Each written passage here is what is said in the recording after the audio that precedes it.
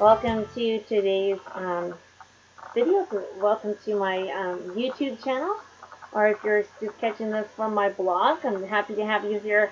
And today in this video, I am doing the backstory to a blog post that I wrote in the summer of 2018. So this tells about how that blog post come about. Yeah, I just hope it's going to be an encouraging and inspiring to you, and being a blessing to someone. I'm just happy to share that.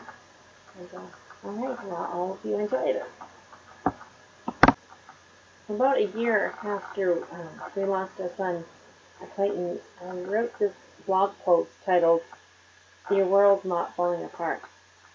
And in this video, I'm kind of doing the backstory of that. It was the summer of 2018,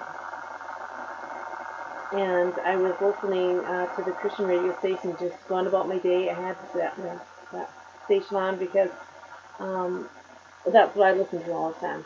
Christian radio is my go-to and my music that I love to have on, and I can sing along to a lot of the songs. Anyway, that particular day, that moment, this song came on, and it's called "Just Be Helped."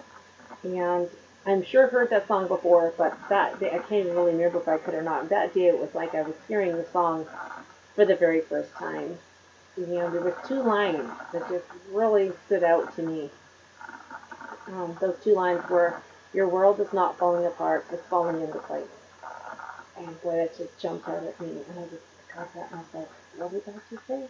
And, it's like, and that was, and then that comes to that part again. That's like all I was hearing was that. And it said, "Your world is not falling apart, it's falling into place." And I let that sink in, and I'm mulling that over. I'm like, really? The world's not falling apart? When something bad and tragic happens, the world's not falling apart? It's just falling into place. I'm like, even for us, even in our loss, the world is not falling apart. Are you serious? Like, a world is falling into place. And I kept, mulling that over, and it was more like a prayer too. And while doing that, I was, then this calmness came over me, and this peace, and I just felt that reassurance again, what I had felt right from the beginning of losing our son. And I had already had that peace, and I just kind of refelt it. It was reaffirmed, reassured right there, and that yes, God did have a plan and a purpose for this. That yes, something good was going to come out of this. That yes, our world is indeed falling into place. It's not falling apart. And oh, that was just kind of a beautiful moment for me. So later that day, then in my mind, right then I was busy, but in my mind already, I was constructing this blog post. I was going to write about this, and it reminded me of the story of Joseph.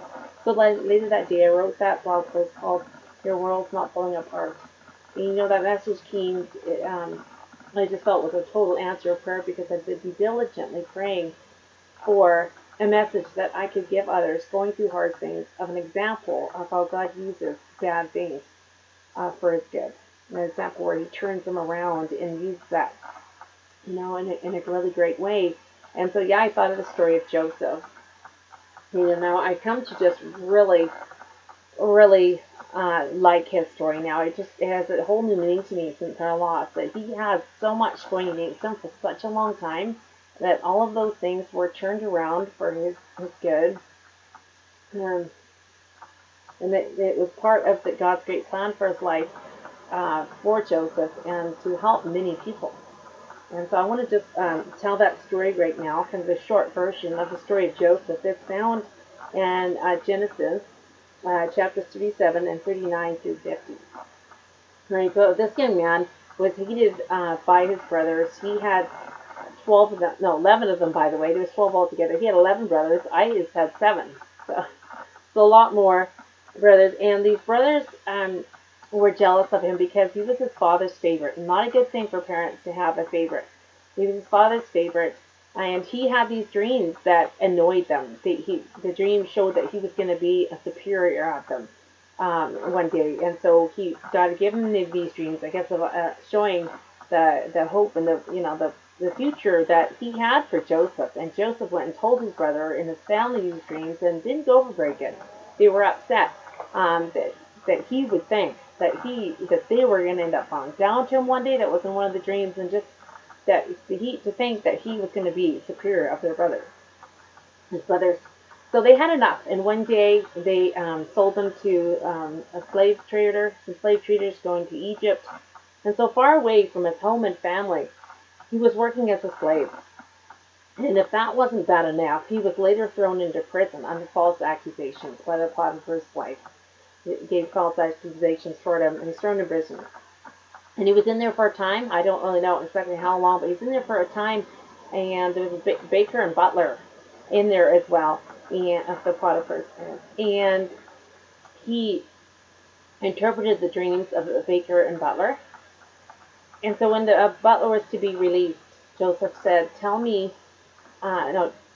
Pharaoh about me. And so the butler was going to do that. Well, it wasn't until 2 years later that the butler remembered Joseph again, when Pharaoh had his own dream that needed to be interpreted.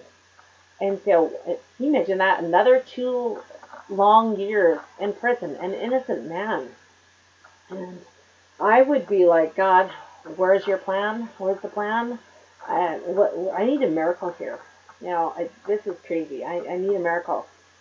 Talk about his world falling apart right there. I mean, gosh, to him it just was, okay, this is not going according to plan. But that's not the end of the story. That's not the end of the story. It turns out this was part of the plan. This was the plan. He is living the plan right now that God has. This was all part of God's plan for Joseph's life, that he could do something mighty for many nations, including his very own family. He was needed at that place at that time. And because of that, he saved many from starving and the 7 years of famine that came after the 7 years of plenty, which was part of the dream that the Pharaoh had, that he interpreted by God, through God, for the Pharaoh. And that was, so he was there at that time when he was needed. And these verses here just sum it up beautifully. I love these verses.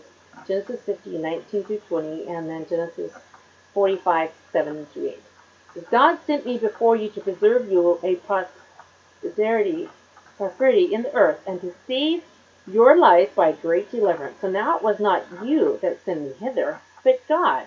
And he hath made me a father to Pharaoh, and lord of all his house, and a ruler throughout all the land of Egypt.